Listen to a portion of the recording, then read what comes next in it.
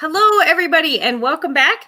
I am recording another episode of 605 Speaks, and I'm very excited today that I'm getting to sit down and talk with someone that I consider a leader and a mentor and a spiritual advisor and guide for myself and several other people in my area and across the whole state. And he is going to talk about his experience growing up in the West and coming to the East, and culture and language and heritage and the role that they play in South Dakota. So I am really excited to bring on the screen with me George Eagleman. Hello, George.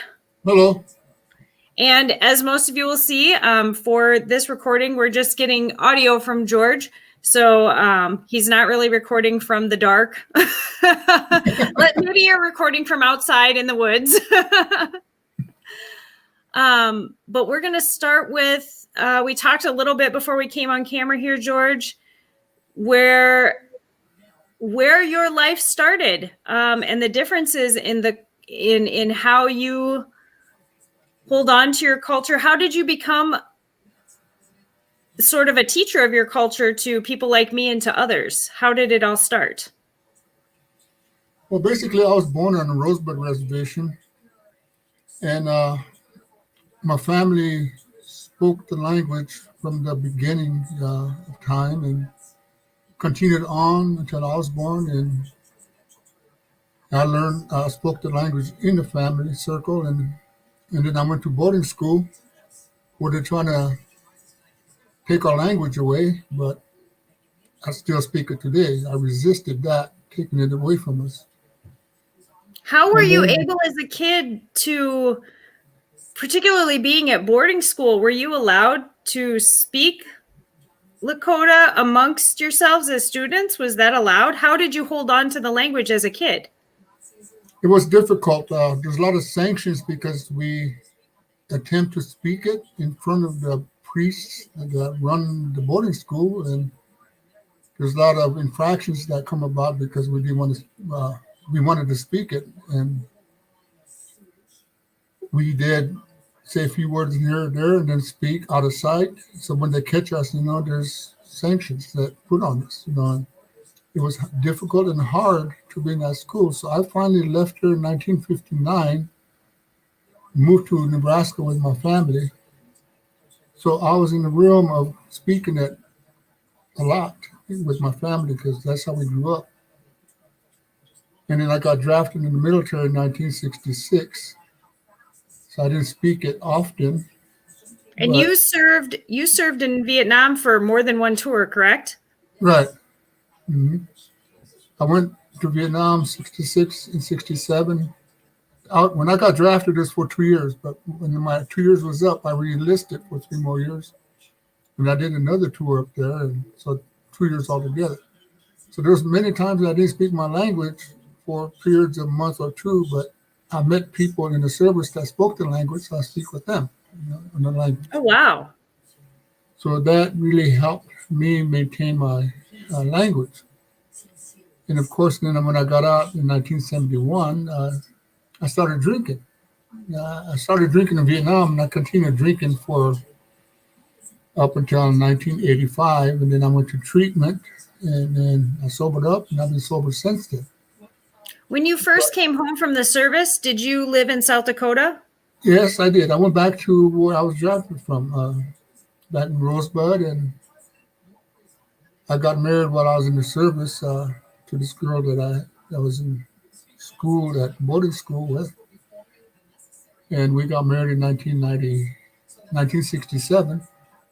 And I came home on the leave and was married to her for 25 years. And 1985, I went to treatment, and that's the best thing I ever done.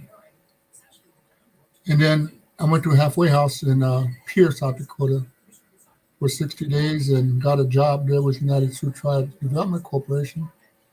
And that's where I learned more about our Lakota culture from that, working with the United Sioux Tribes.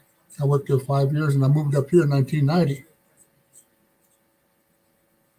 And since I speak my language fluently and practice my culture in all aspects, going to Vermilion because of the good native community over there.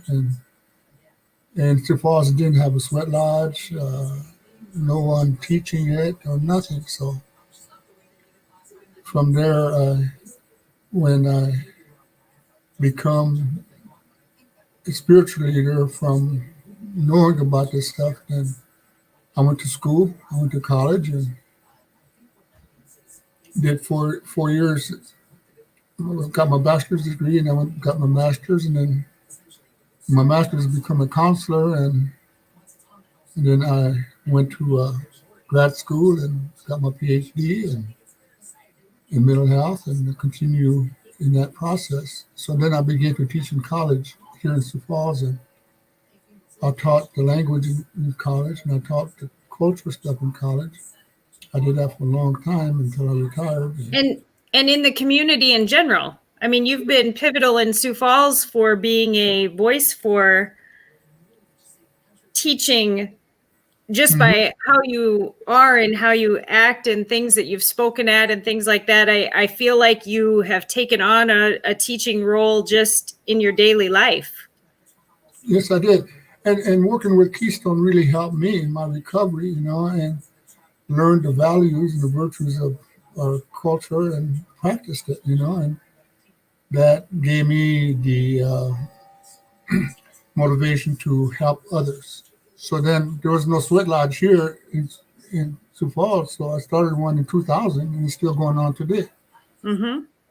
And that's how we met. Kim introduced me to that as she watched as I was going through something difficult with my health and with myself personally, and dealing with the grief of my illness, and she said, this is something you need to experience and sort of on a spiritual level grieve my life before and start my life new. Mm-hmm. And that I know has been something that you talk about during Inipi is that this is the opportunity to purify yourself and begin anew every time. Mm-hmm. You have that chance. Yeah, How do you I really encourage that. How do you think, looking at,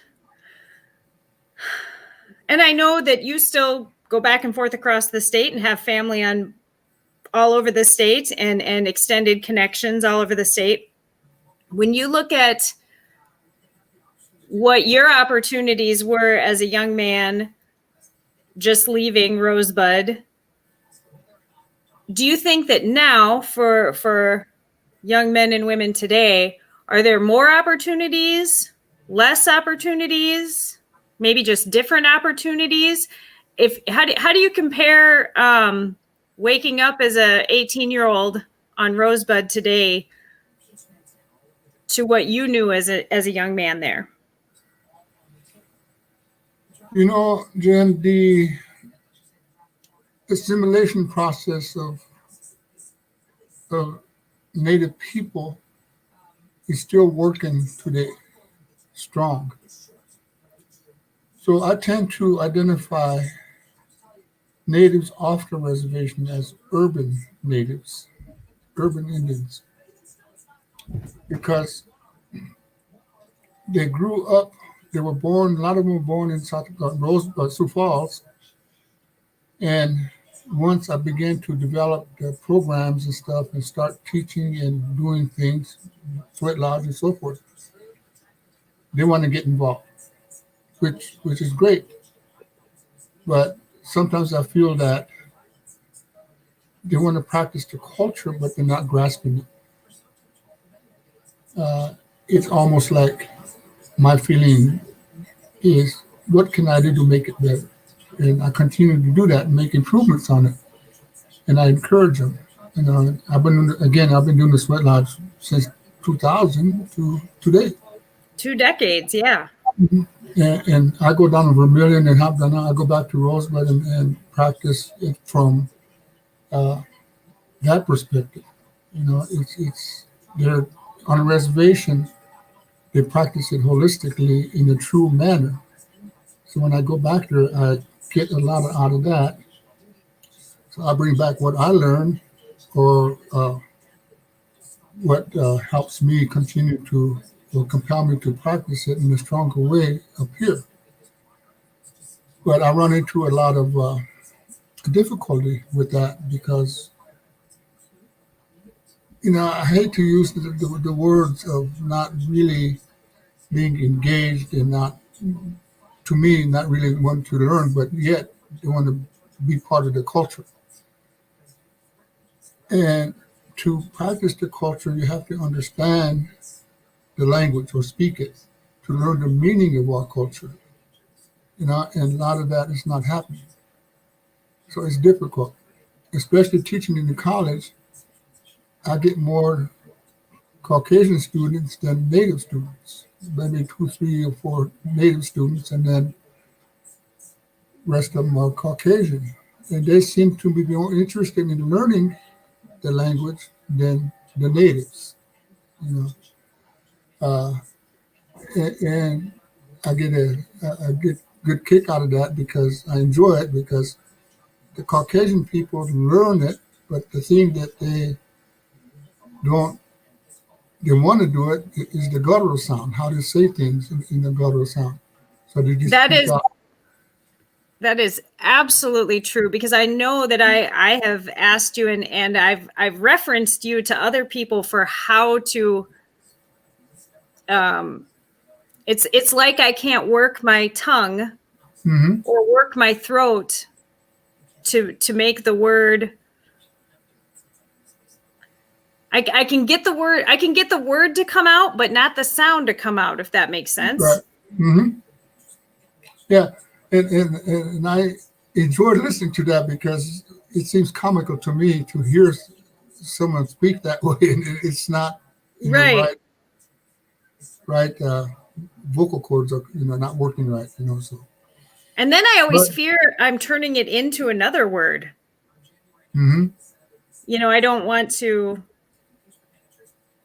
I don't want to be trying to say red and really blue is coming out. Yeah. So, I just keep doing it because I want people to at least understand the meaning of our rituals and our customs and all this stuff that in the language. What does lila washte mean? But that's really good,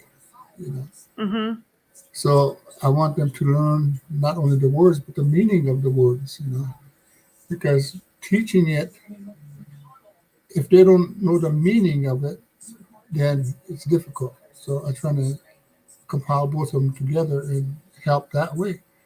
But the big problem, you've passed the language on to your children. Yeah, well, they're in the home we speak it, so they just pick it up. You don't have to teach them.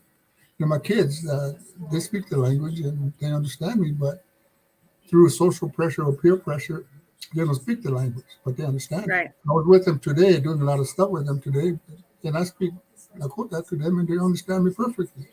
Sometimes they respond back to me in a few words in our language, but they would rather speak English.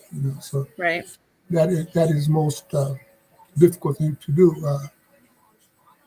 to see them speak English language than their own language. Right. So, and the thing about teaching in school or anywhere, like I taught it in my house here for some time, and all the other teachers that teach the language from Urban Indian Health or wherever, I encourage them, I think if we pursue it differently, maybe it'll work, because we could teach the kids language all day, all week, all month, 1 year, and they speak it good, but who are they going to speak it to? Because their parents don't speak it. Right. They got to speak the language to continue learning and maintain it. And I think with every language, if it's not the language of necessity, if it's not the language you speak at your job or you speak in the community, if it's a language of love, you have to have an emotional connection. You have to have a family member or a loved one or a desired. You have to have an emotional connection to the language if it's not your language of necessity. And I agree with that to a point, but the language itself, our language itself, is descriptive. Yes. So it's difficult for them to like the guttural sounds in description. So it's backwards. So they can learn it, but yet if they don't learn the meaning of it, then it's difficult. And then their parents don't speak the language, so who are they going to speak it to? You know, it's a big issue. So I suggested to other teachers about let's teach the language to the parents, the adult people, because others are being taught from school already. So Right. when they get home, they can talk to their parents in Lakota. You know, so that's what I've been encouraging that, but it seems I'm not making no dent in that. You know, so that's a big issue, and even in our culture. You know, I got email or text last night about a person wanting to know when the Inipi was or is. I explained to them. Email me back or text me back several times about what it's all about. So I began to think, is she a native culture? Is she a native, or what kind of nationality is she from, you know?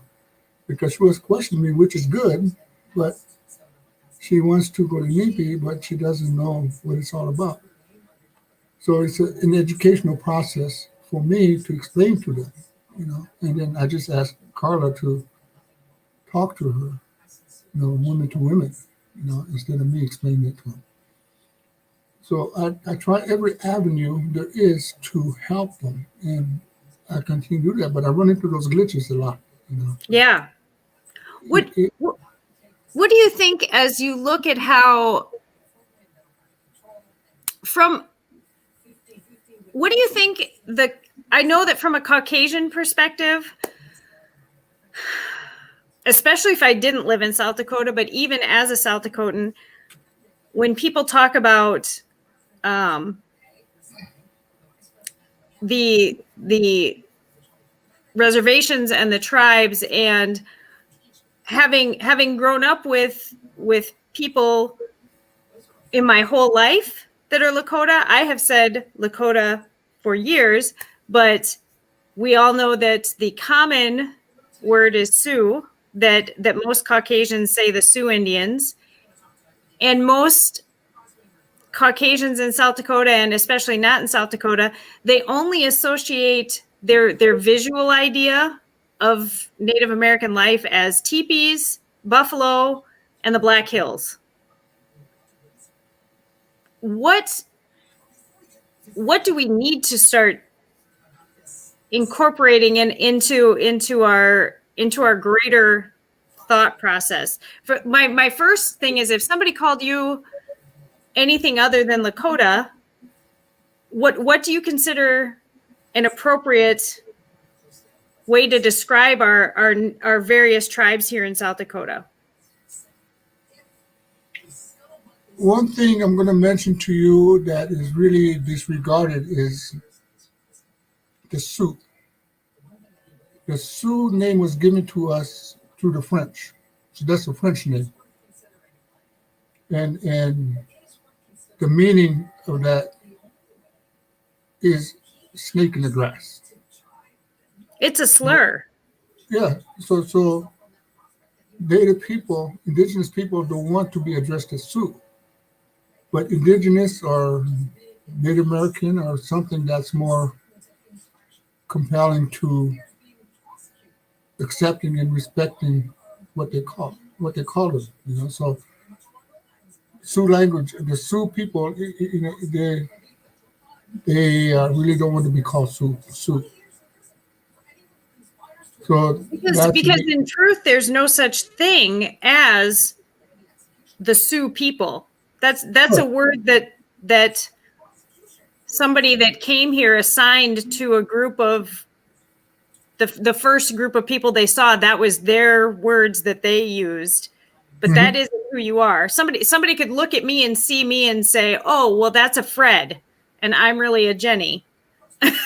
You know, they assigned their terminology and it stuck. Right. So in reality, there really isn't such a thing as the Sioux people or the Sioux Nation. No. And Lakota is not all there is here in South Dakota either, correct? Exactly. I'm going to go back to the word Sioux.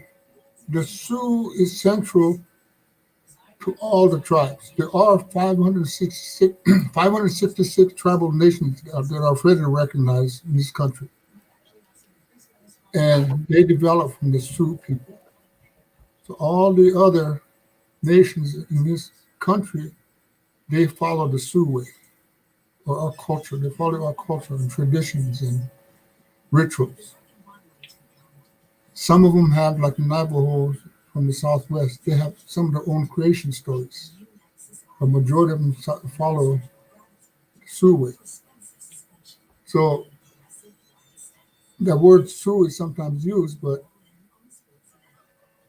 it's degraded in their own minds, in the Sioux minds, that no, we don't want to be called that.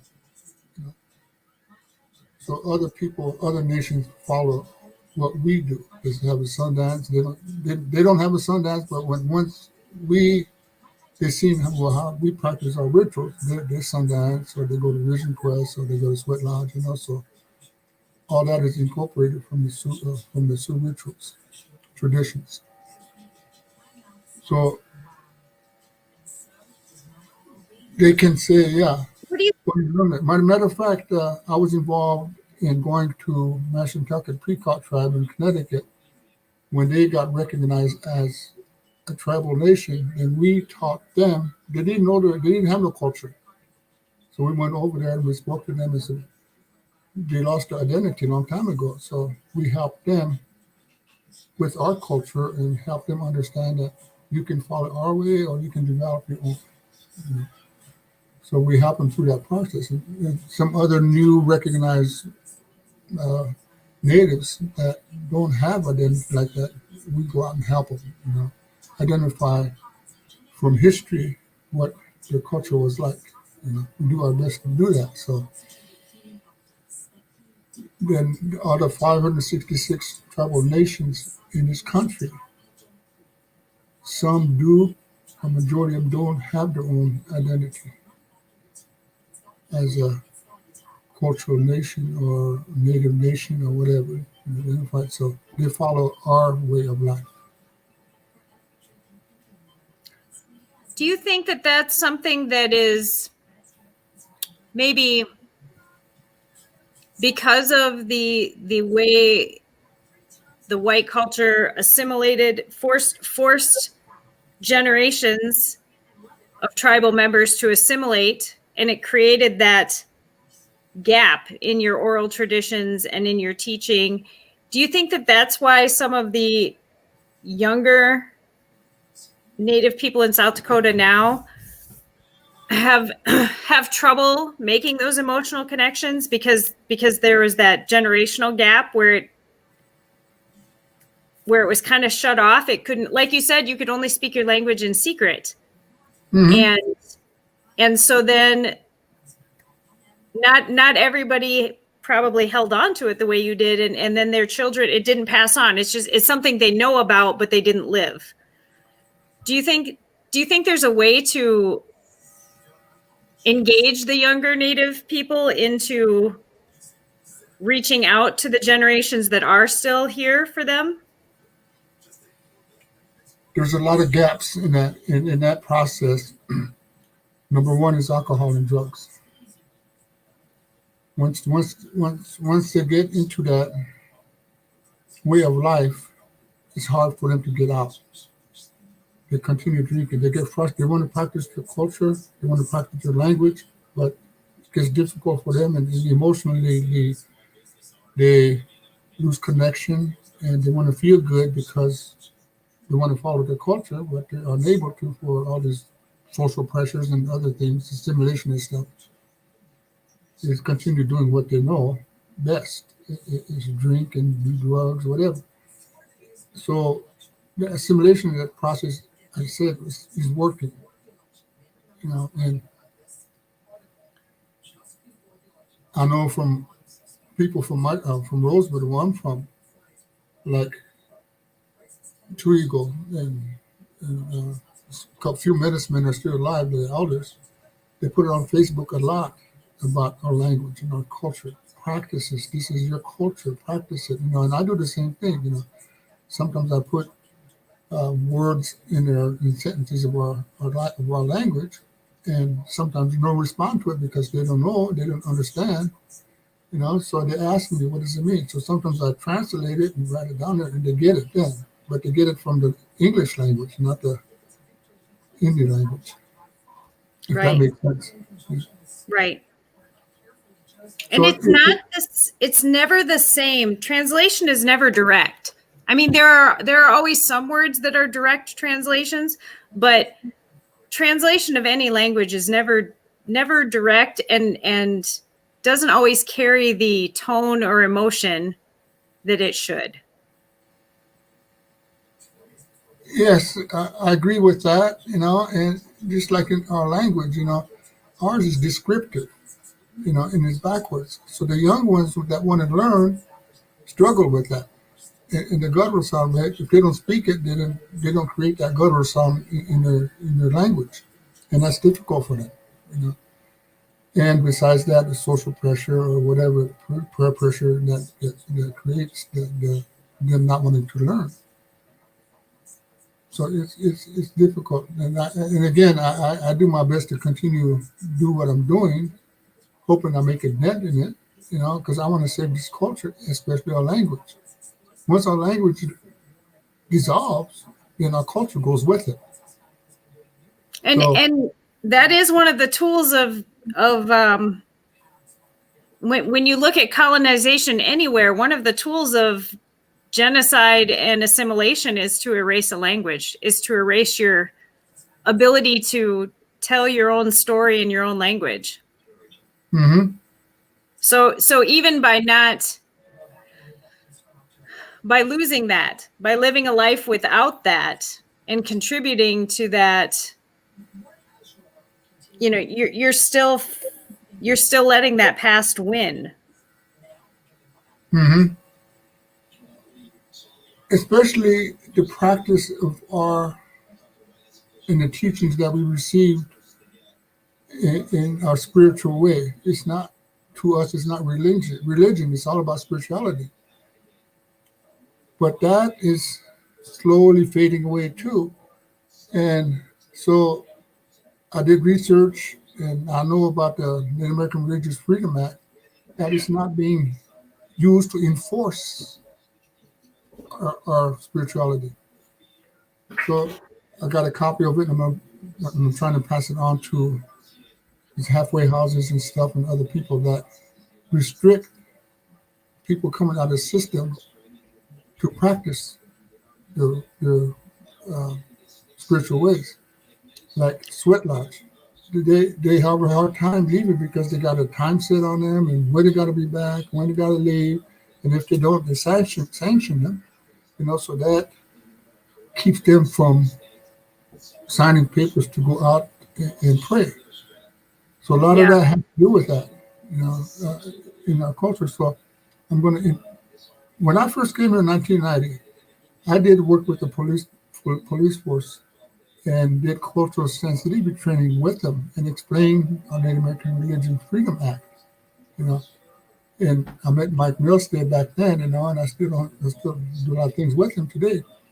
The sheriff, explaining all this stuff. This is powerful stuff. It's from Congress, Native American Religious Freedom Act. They need to follow all these governmental agencies in town here need to follow this stuff. Halfway houses, and to include prison. In 1978 is when they passed that. It was amended in 1994 to include prison and include peyote that we use for rituals. So a lot of people most likely aren't aware of the Native American Indigenous Freedom Act, especially the younger generations that are coming up. You know, so I talked to them about that, and they don't know nothing about it. And there's no way to put a traditional time limit on the duration of an Inipi ceremony. No. There's no way of knowing, will this be the day that I'm there and I want to at my last experience, I brought my daughter for her first experience and addressed and prayed about what my mom was going through and my family and her cancer, and we had prayers about COVID and for those that were dealing with that. And there's no way to put a time limit on the individual experience of each person there and what they need and what the group is going to come together and give for each other. And, there's no way to say, all right, that's going to take 33 minutes. There's no way to do that. Exactly. That's perfectly true, what you just got to say.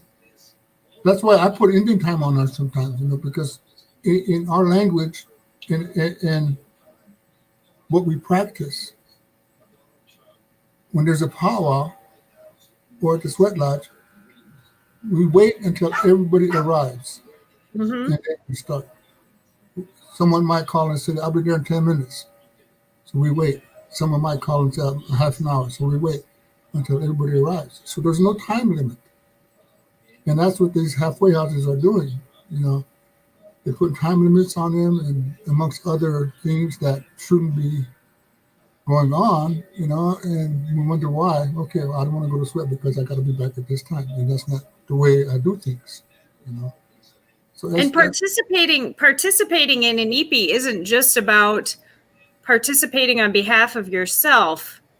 It's very much, I talked with Kim about this. It's when you enter, and while you're there, you're not only committed to your own prayers, but you're committed to the prayers of the others and their needs, and your willingness to endure a physical experience and purification on behalf of everyone in the lodge and everyone associated with everyone in the lodge that they might need you to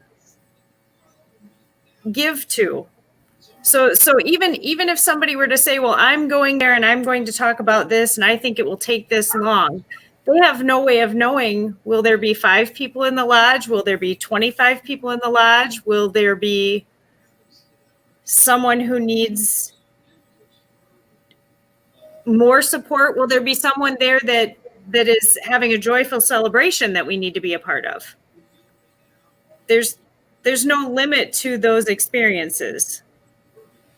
And the thing about that, Jen, is that the people that go to sweat, like we got some regulars that come all the time. For me and them, what we go to sweat for is to pray for people. A lot of people pray for health, and whatever that is going to be positive for them, we pray for them in that way. Everyone prays for each other in there, and they pray for people outside the circle. Mm-hmm. We don't pray for. I pray here before I leave Sunday morning. I sit here in light sage and I pray, ask God to give me strength, to give me compassion, to give me some generosity, humility, all that. And when I'm praying, I hear Him telling me, go to Inipi today in front of the 20 people that's going to be in there. I'm going to give you the strength then. I'm going to give you compassion then. I'm going to give you humility then. And that's what God does for me. So then I pray for people because God is already honoring me with the strength and the compassion and stuff. And people in there are praying for me, and outside people are praying for me. So I pray for all the people. I don't pray for myself. I'm already given that blessing and that grace already through God and through other people. So that's the process that it should be done. But people go to sweat and they ask God to take their drinking away or whatever that may be, and that's being selfish. So what God says to them is that if you want to stop drinking, go to all the resources that are out there to help you. Go to AA meeting, get counseling, do this, do that. They'll help us. So God will tell the people to do what needs to be done, because God is not going to wave his hand until you're all clear of alcohol. You're all Right. clear of pain. God is going to make you do the work. So the voice comes to me through God to help them. So it's not me that's really telling him, it's God telling him through me. I'm the conduit. So that's the process that should be done. But people tend to ask God, take away whatever it may be. God is not going to just wipe it clean like that. God is going to say, okay, go to a meeting, go to AA meeting, get counseling, go to treatment, or whatever it may be to help you. That's how God works. You have to be willing to embrace that and bring it in.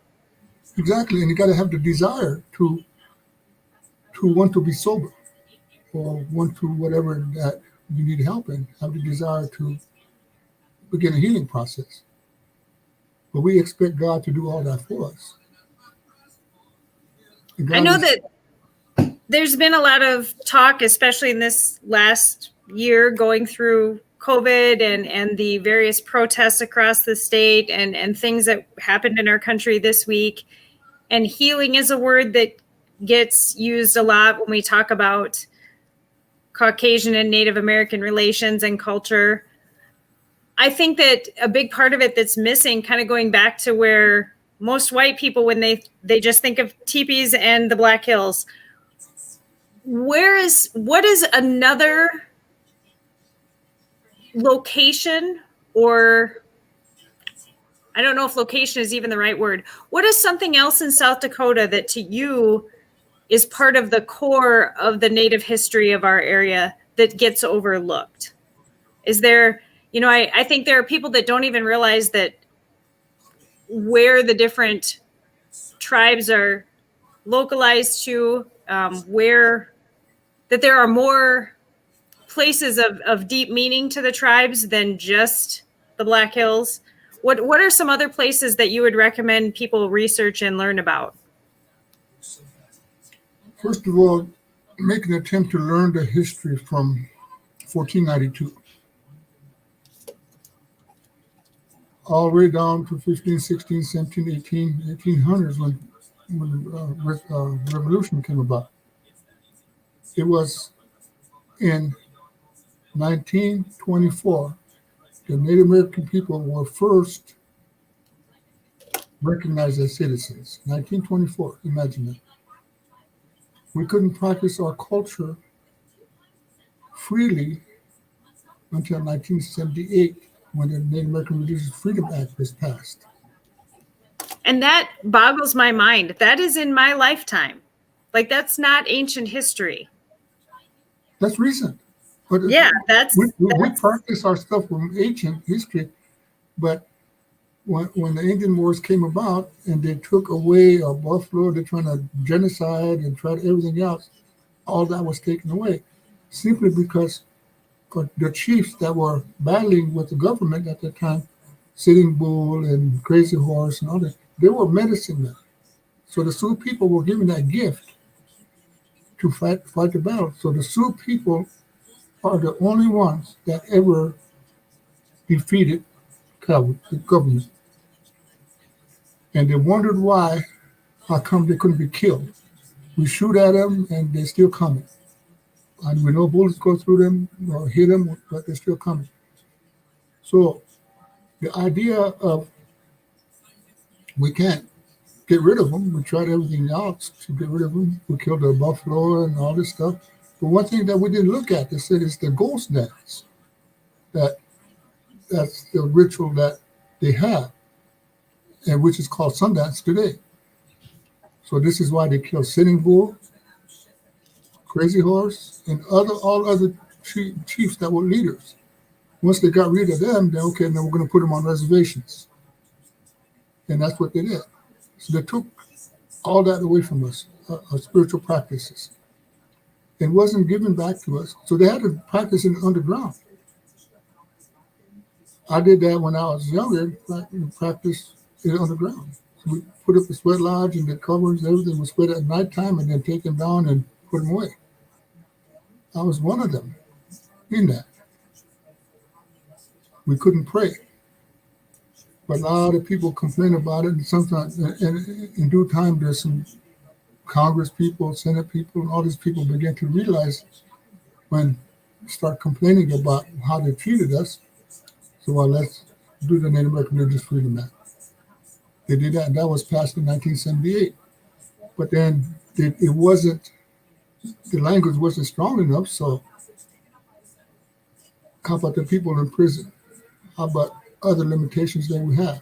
So we got to redo this and make an amendment. So in 1994, they made an amendment where prisons can have sweat lodges inside, or halfway houses. You got to take them to afford them the right to practice this, but they have to go somewhere. And that's what the Native American Religious Freedom Act explains. But it got out of touch, and I don't think he's using it. Surely the parole officers and halfway houses, they don't know nothing about it. One time I was told by someone that the Native Religious Freedom Act is no longer available. That's how far they got, to continue to restrict us from practicing the spirituality.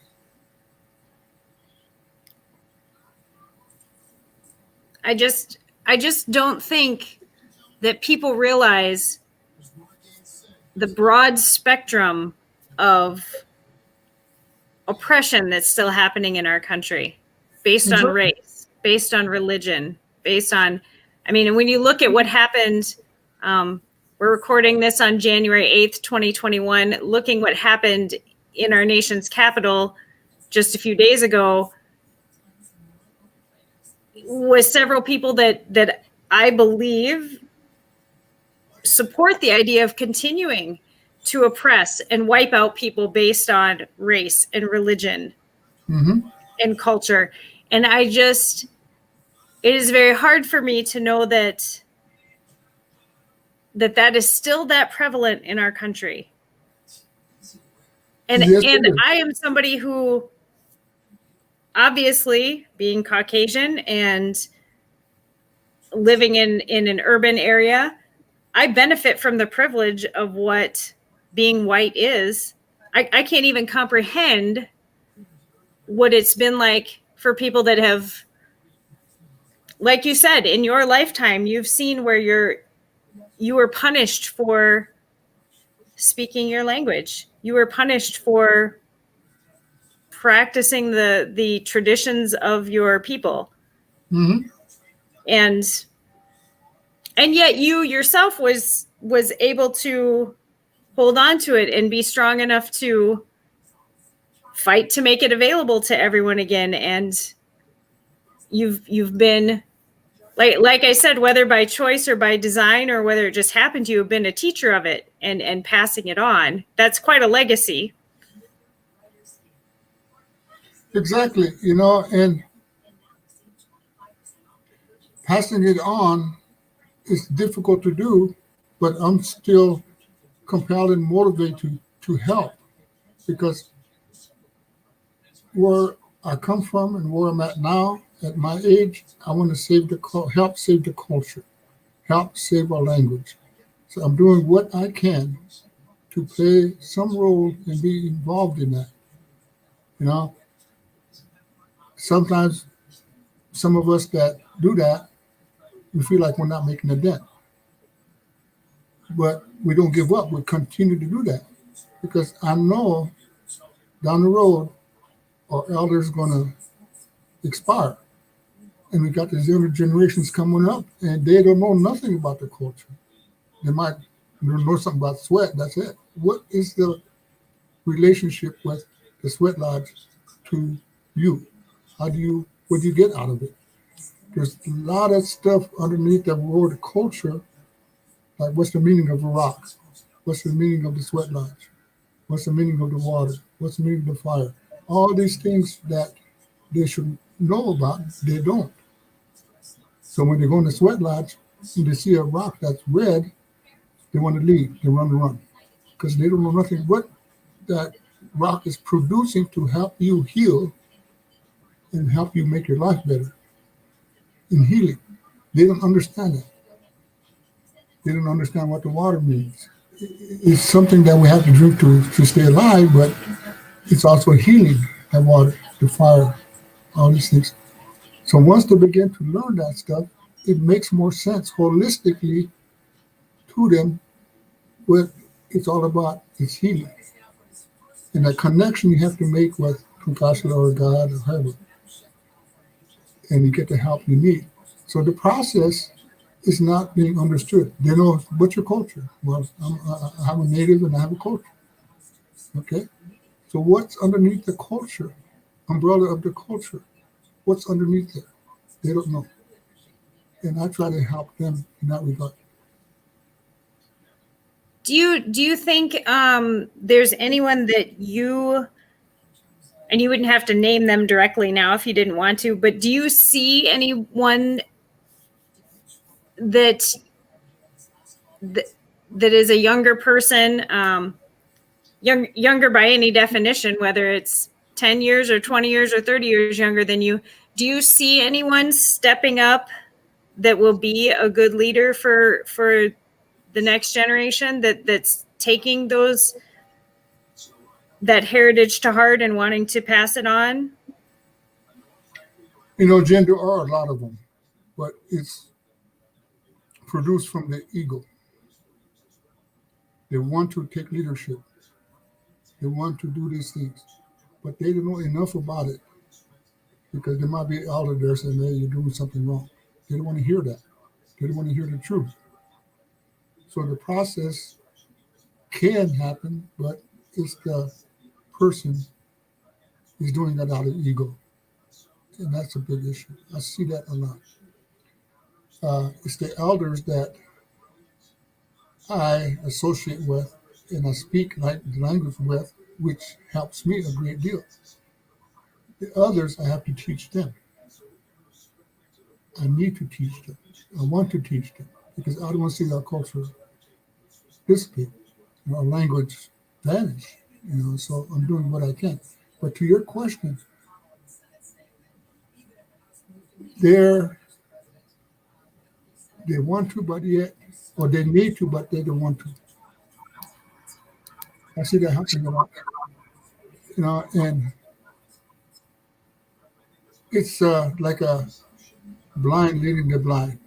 A younger generation trying to help a younger generation. There's no connection there. They got to learn this stuff and practice it before they can teach it. Do you think that they feel like there's not enough opportunities, or do you think that they are afraid to? It's got to be quite a commitment. It is. But what I feel is what they're afraid of is the truth. Truth's got to be number one thing. It's got to play a big role in that before they can really begin to accomplish something within themselves and to others. If the truth is not there, it's going to be tough.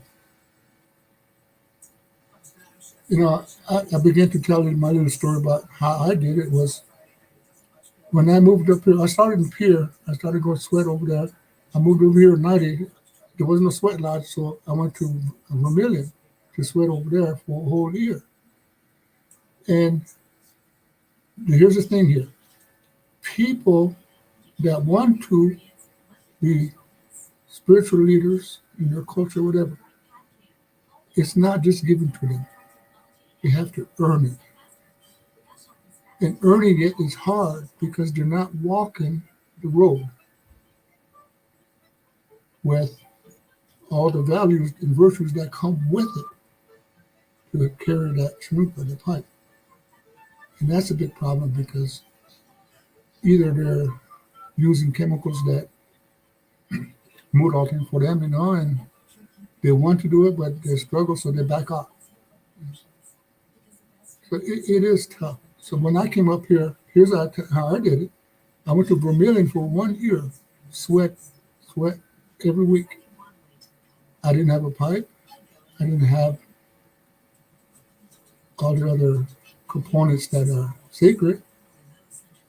And they asked me to run the sweat in Vermilion. They said, "You've been coming down there for a long time. Jack is not here. Can you run it for us?" So I said, blatantly, I said, "No, I can't." So they said, "Why?" Because first of all, I don't have a chanupa, I said. Second thing is, I'm not worthy of it. And that's what compelled me to move forward in learning all this stuff. So I go back to Rosebud. I sweat with medicine man, do other ceremonies with medicine man. I keep learning, ask questions. And my family are spiritual people. Like my grandpa was a medicine man. So I learned this stuff beforehand, but I didn't practice it because I was drinking. But when I sobered up and I got back into it. So when I did that, said that over there, and about a year, well, I said about 8 months into it, about a year, I came back from there and I got a call. I answered it and he said, "George, I got something for you, but you have to come and get it." I said, "Okay," but I didn't follow through. I just went on about what I was doing. And I got a call again. About 3 times this guy called me out, "You're going to come over." So, okay, I'll be over. So I went over to his house. He gave me a box. I thought maybe it was a bracelet or something. I took it home. "Well, let's go home and let's go eat at my house." I said, "I live in Sioux Falls again." And he urged me to open it, so I did. And it was a pipe bowl. It was the bowl. So that came to me. I didn't look for it. I went back to Rosebud, to my niece's place.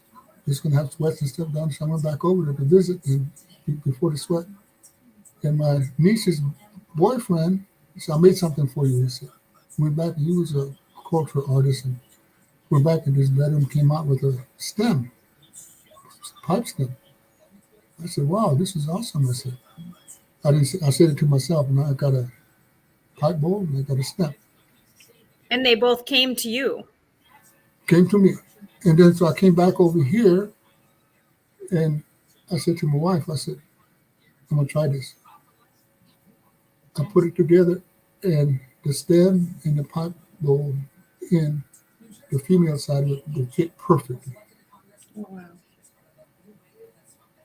So how did this guy that made the stem know that, and how did this guy that gave me the bowl know these two are together? So what I did right away is I called back to my niece. I said, "Set up a ceremony with Roy Stone. He's a medicine man." So I did that and offered him tobacco and I explained to him what happened. So he blessed it, talked to me about it, and now you got a lot of responsibilities, he said. And I was told that you practice these ways for up to a year, learning all this stuff, and it is felt by the spirits that you deserve this. You earn this pipe. That's how I got the pipe. So I didn't look for it. It came to me. So then I began to practice it more so, and then I put up a sweat lodge in town here, and it just went on and on and on. You know? So people have to earn it. So people have to have the virtue, which is the character, and know about the values of the Chinook and our way of life, and the 7 sacred rites, and know all this stuff, and learn it. And got to be a sub dancer, you got to practice all that stuff.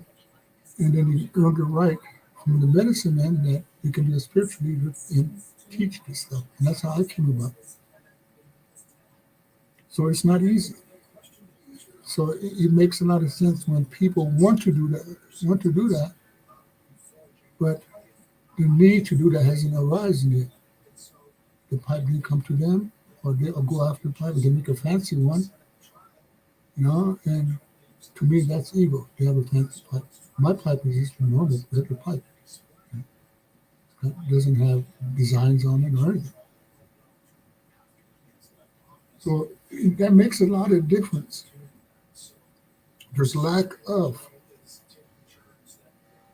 individual natives that want to practice their culture, but they don't have the makings or the components of it that should come to them, but it doesn't because how they live their life. If that makes sense to you. Yeah, that they need to live a life that is open to accepting those things to come in. And then I like how you use holistically.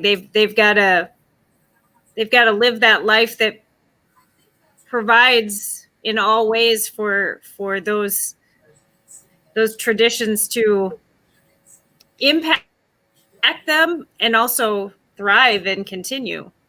Mm-hmm. And you impact the people too. Where they begin to trust you and connect with you and ask you for help. And so you become a servant to God. Gosh,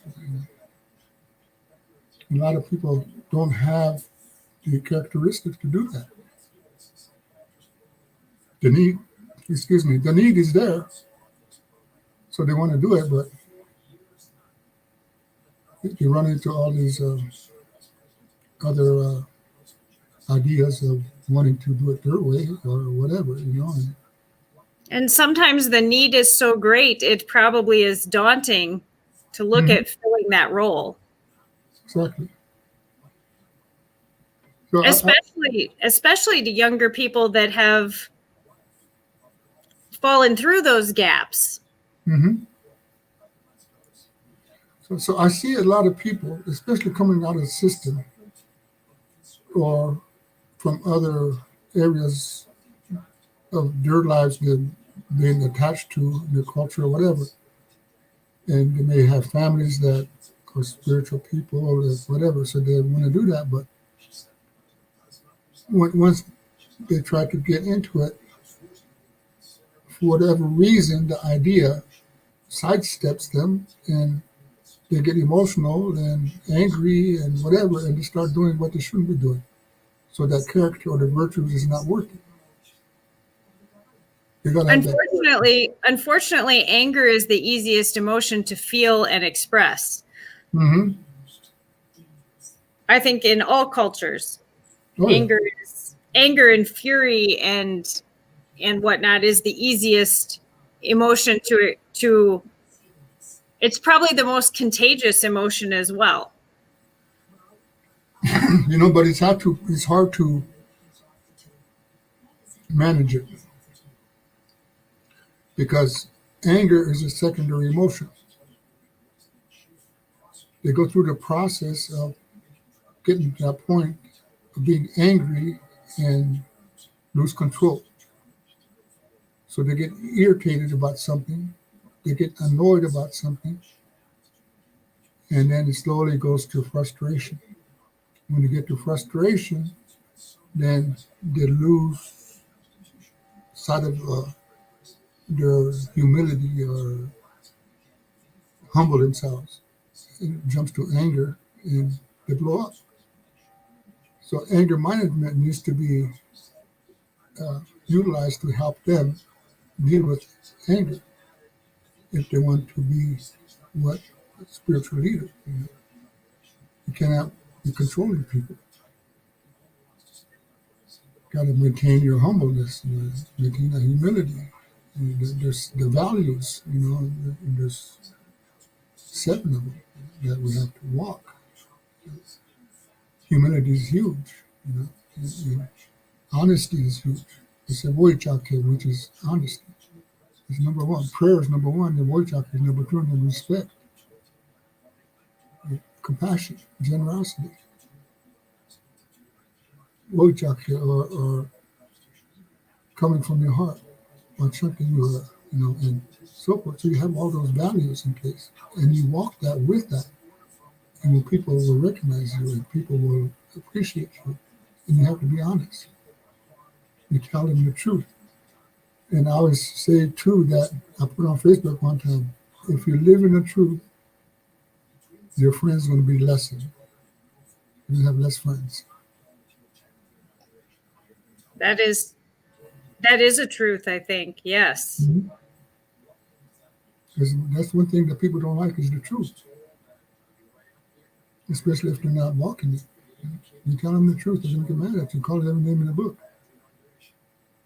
So you have to cope with that and deal with that and how to manage that. I most recently, someone asked me to be a reference for them. And about a month ahead of time, I said, okay. But the person that asked me was doing things that he should be doing.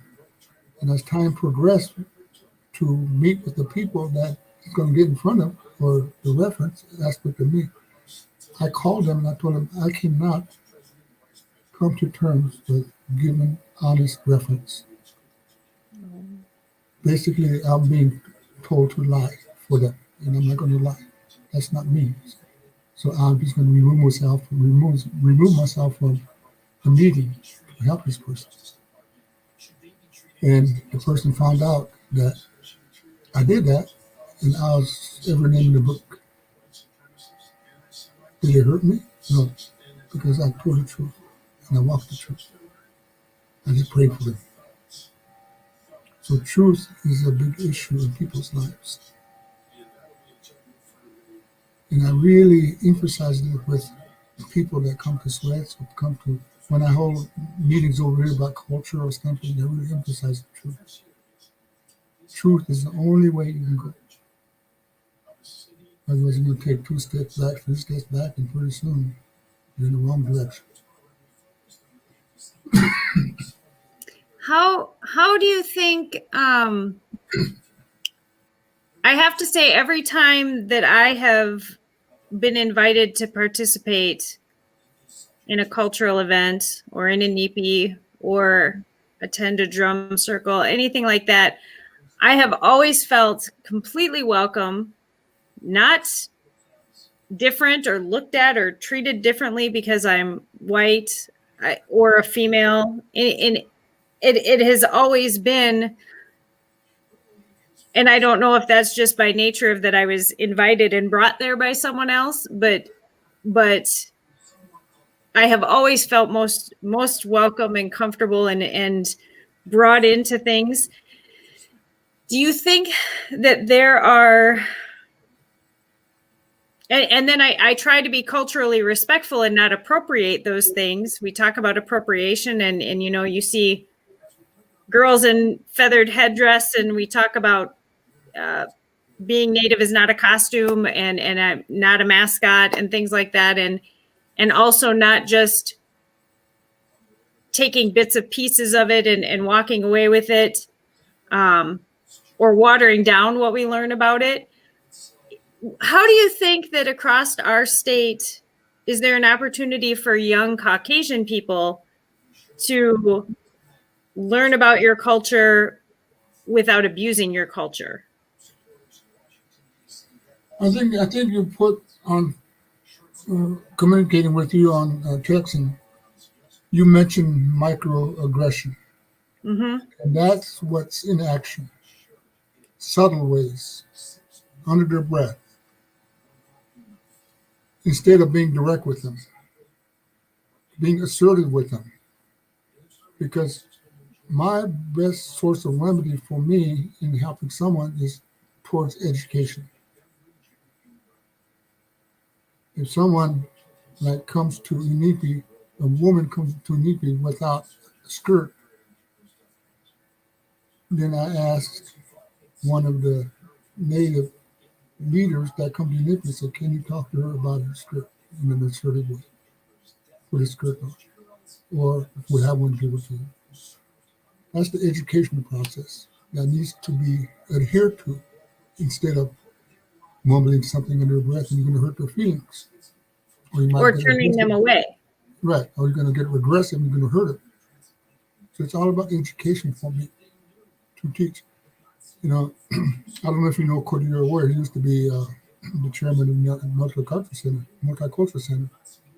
Him and I used to go to schools, grade schools, high schools, and talk about our culture. You know, and I I don't like to brag about myself, but I used to go all over the country talking about culture, talking about alcohol and drugs, talking about meth. And you've been an invited speaker all over the country. People have sought you out for that. I Oh don't yeah, know that. I don't think that that's bragging. That is a fact. People across the country have sought you out on many topics of, hmm as you said, addiction and abuse and healthy lifestyle and matters of faith and spirit. You are sought out nationwide. exactly. You know, and I think about best place as far as environment is concerned. They asked me to speak at in California, the Palm Beach area down there. So I told my wife, I said, I'm gonna go speak over to Palm Beach. She said, "Can I come?" I said, "Sure." You know, so I took her down there, and she got to see California Palm Beach area, and Ringo Starr used to be uh, uh, chair, not a governor, but a mayor down there, and it was a nice place to go. That's when the meth first came out, very strong. So I talked about meth and how it could impact you and how it was made and stuff, you know, and what to do to help get off of it and make it better yourself, you know. So the opportunity to go to places like that, you know, I was acknowledged and asked me to go down and speak. So yes, I didn't go out there on my own. I was asked to go. You know, so you're right about that. You know, this is why I didn't want to talk about it because sometimes, you know, that I feel that I might say something that I'm bragging, you know, which I don't. I You know, one thing I don't. No, and in this case, it's not. I think that definitely it is your knowledge, and you're willing to speak openly to people of, like you said, it rather than turn someone away or just mumble under your breath or let people go on.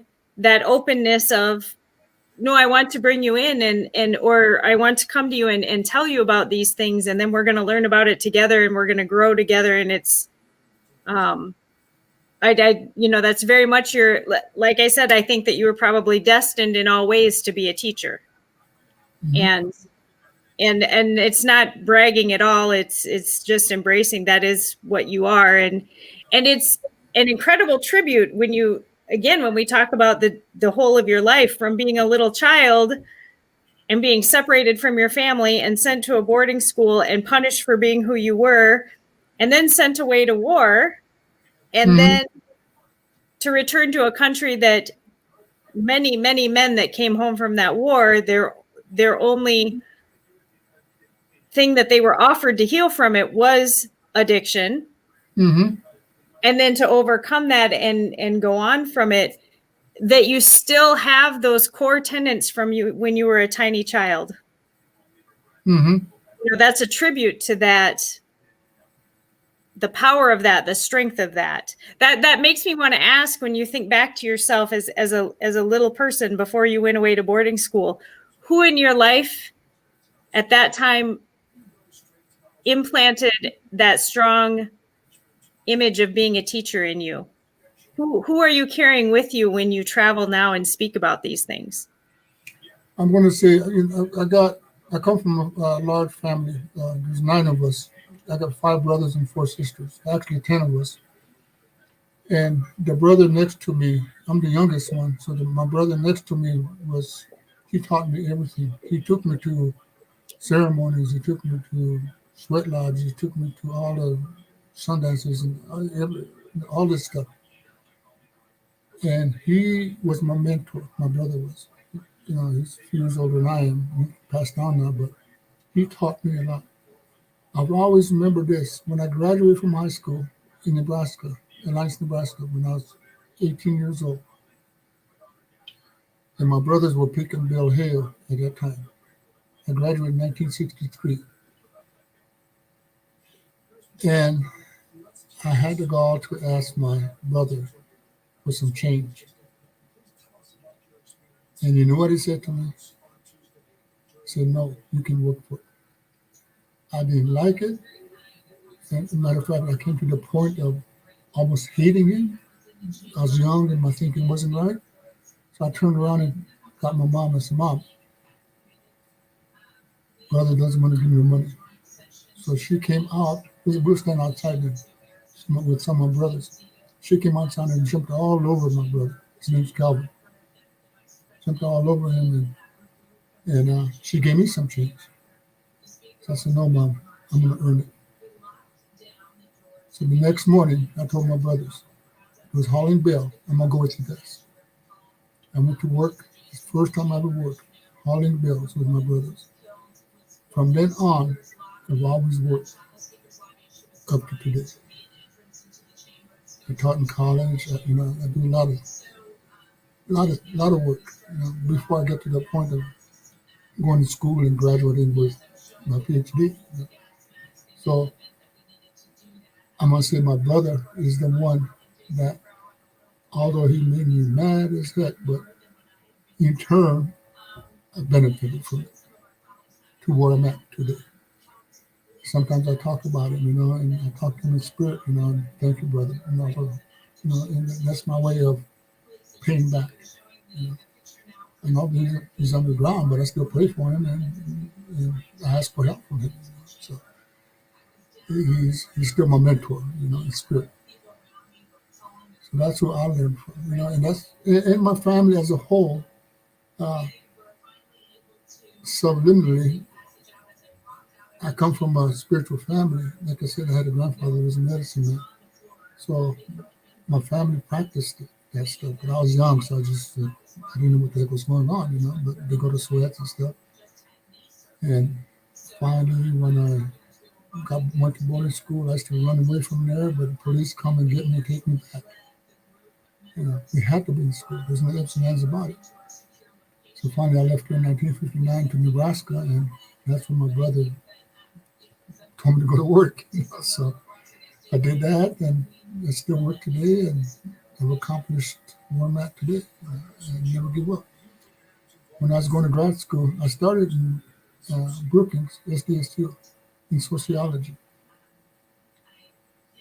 I went there 2 years, and then I wanted to quit so many times because it's so hard, but I come home to my wife and we pray together, and I'm okay, I go back to school.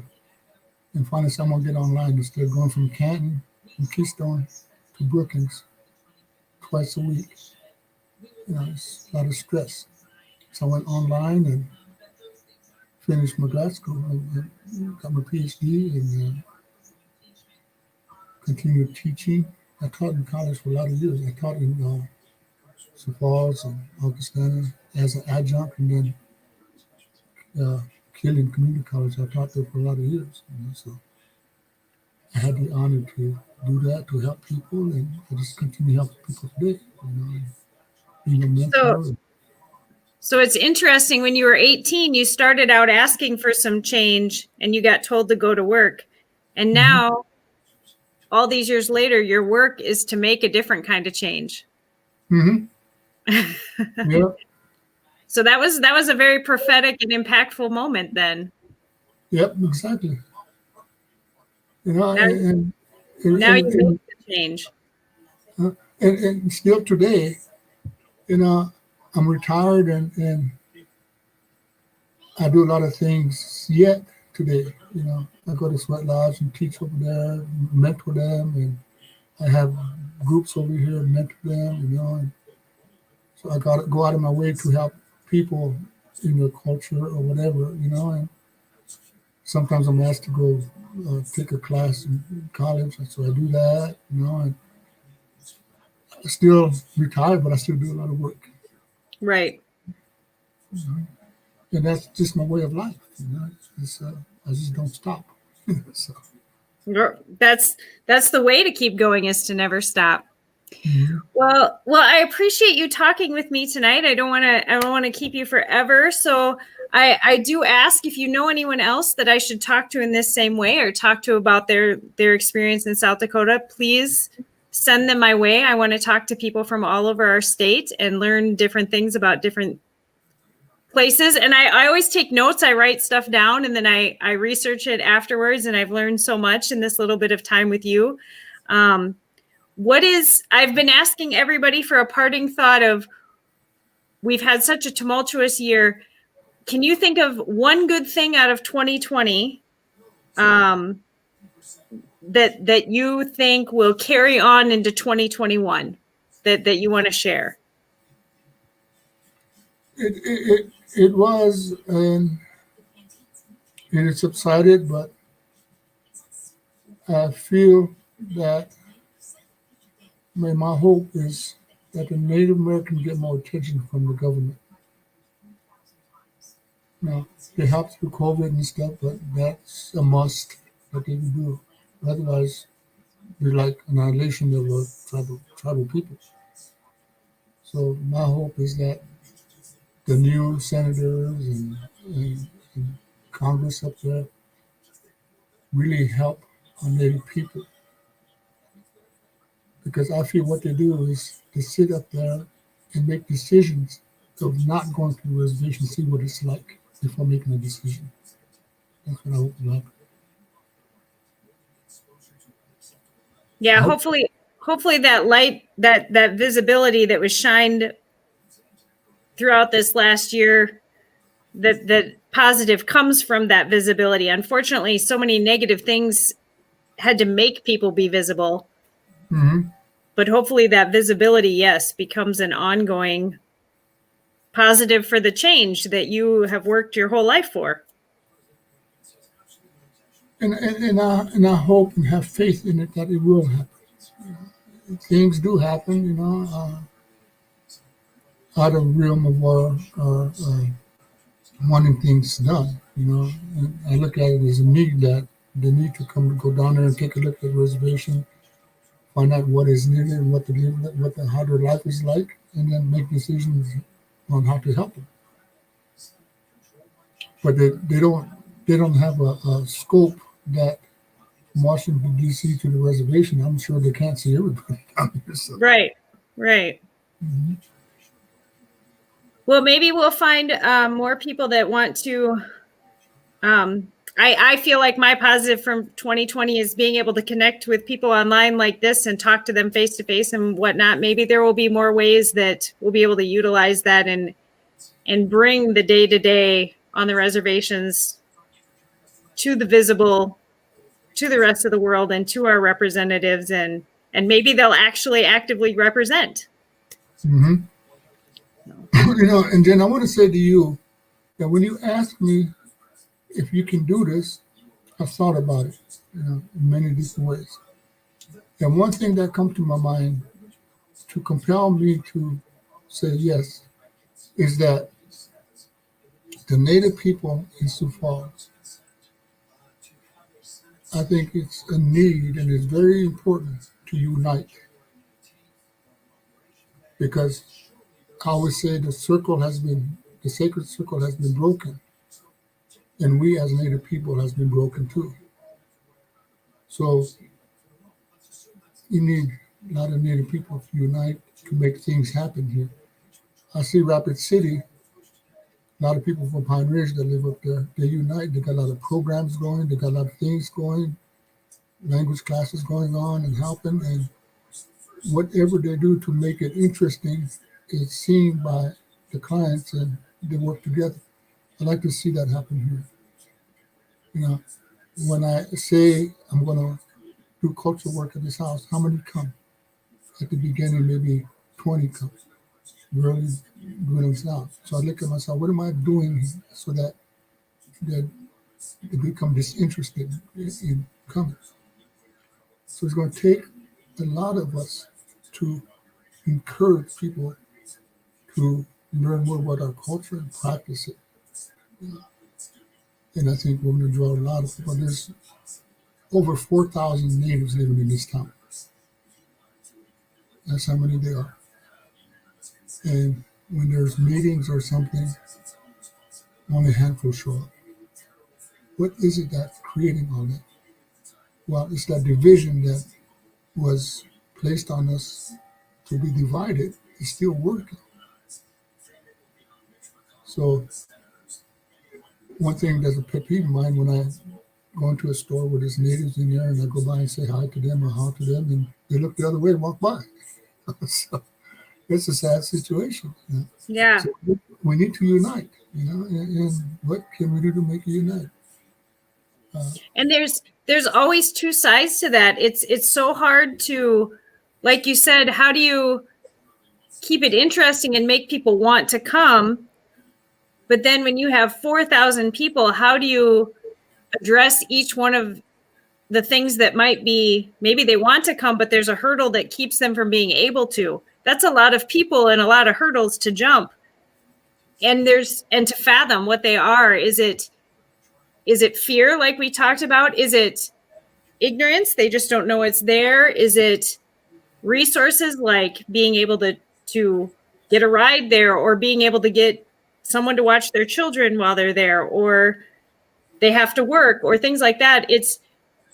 That is a daunting task, to both make it something that they want to participate in, and then also to remove the hurdles for participation.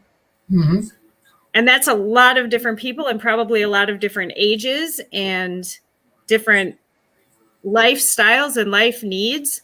I think you're right. It's a very, very large circle to bring back together. It is. And I do all that research and looking at this stuff. I used to sit on the homeless coalition board, and I sat a lot of CASA board, and I sat on a lot of boards and so forth. So the homeless coalition board I was on couldn't figure out why there's so many homeless people downtown. I found, I said, that's a way of life. There's nothing we can do about that. You can't change them. So now I see a lot of, it got saturated with food lines and clothes and all this stuff. So that turned into enabling process. You just give that stuff to them, so that's okay. Well, we're getting food and we're getting clothes in, so we'll kick back. Sometimes I think about that, I said maybe that should be slowed down when they earn it or work for it. That's what they need to do. Work and earn it. That's why the homeless coalition is almost over 1,000 downtown walking around. I just went to Urban Indian Health today, and one guy come out of there and was a native. It's sad the way he looked. I wish I could just got off my car and said, "Can I help you with something?" So that's a big issue. Yeah. If I can advertise from today to 1 month that I want to have a meeting in a large facility to talk about the culture, to talk about this. I did that one time at the church while I was doing that stuff. So that in that church, 175 people showed up, and it slowed going down to about 100 people, 75 people, 50 people. Eventually went down to about 25 people showing up. Yeah. So then I questioned myself, and the ones that I'm working with, I questioned, what can we do? Well, they like food, so when we say we're going to have a feed, they'll be here. They'll eat and take off.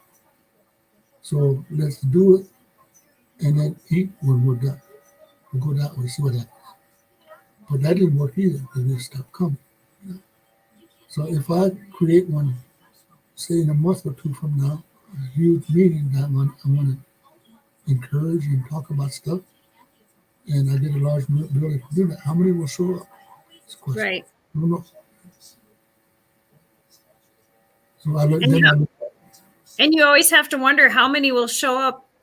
That you want them to show up. The thing that the gift that they're receiving is the education and the knowledge and the fellowship. You shouldn't have to also throw in a treat. There shouldn't have, it's like trying to trap a raccoon. You shouldn't have to have something sparkly to always attract the public to education. But But it seems like we do with any type of public education. If you want people to come and talk about something hard, you have to toss them a softball. Yep. Because that's just human nature, you know. And you said about a gift, you know, in the culture, giving is our culture, not receiving. And I try to explain that. We are a given people, not receiving people. So if you receive something, maybe you can give it to someone that needed more than you. If someone acknowledges the shirt you have on and tell you that's a beautiful shirt, back in the older days, you take it off and give it to them. That's part of our custom and rituals back in the older days. It doesn't happen too much. It doesn't probably happen at all in this day and age. So it comes to a point where it gets frustrating, you know, and I tend to look at, okay, well, the family here might be are drinking or their parents are drinking. As I explained earlier, when kids are taught and they learn words, who are they going to go back and talk to? And that's a must that need to happen. You know, so it's just a lot of mixed emotions that come through that. And, you know, and sometimes you end up with nobody, and sometimes you end up with a whole bunch. You know, so you cannot quite comprehend the attendance of who's coming or not because of past occurrences that it didn't happen. But Right. also can't go to that either, you know. So it's difficult. And I'm thinking about, I think it was you or someone mentioned that do the language on Zoom, you know. So I thought about it and I can do that. So I set up Zoom on my computer here and it got me this mic and stuff. And I haven't done nothing about that yet, you know, but I still want to teach the language, you know. And I haven't. And I would love to help you get that set up and get it going and especially because I know I myself working in a hospital scenario, we feel every day like we are the contagious vectors. We aren't going to things because we're afraid that we're going to bring things to people. So any way I can help people be social while still being safe in their homes right now is amazing to me. And I know the reason I had asked for you to do videos is because, for example, my little cousin is Native and he's taking Lakota language at school, but just like you're saying, none of us in his home life speak it. Like he can't, you know, and I would love for him to be able to, and he lives with my aunt and uncle, so he lives with his grandparents. I would love for them to be able to sit on the couch and together watch other Native speakers and for him to be able to interact with them and bring them into that experience with him. Mm-hmm. And bring it into their home and make it a regular part of their life, you know, and I've been learning all these ways to connect with people online and make it easy for them to do that. And I think whenever I talk to any children from multilingual families, I tell them, do not lose your language. The greatest gift your parents ever gave you was your language. And I also always encourage them to hold on to their language and get a job in healthcare because we need more multilingual, multicultural speakers so that we get, I love the word holistic. So we get that holistic, whole spirit, whole world care that we need to have. And to be able to find a way to bring that into people's homes is amazing. And so I would love to help you set that up. I would love to make something like that accessible for Bevan and my aunt and things like that. So Okay, I will work on that and I'll let you know when I'm going to do it. And that'll be one of our good things that we bring into 2021. Yep. Well, Awesome. Jordan, I really appreciate you as a leader in our community. I appreciate you sitting down and giving me this time to just talk about your experiences and allowing me to then share them with others. As soon as the link is up, which it'll be sometime tomorrow, I will send it to you to share as well. And I look forward to in all different ways continuing the conversation. Cool. And I appreciate what you're doing too. So all right. We'll talk again. All right. Thank you, sir. Good night. Thank you and good night.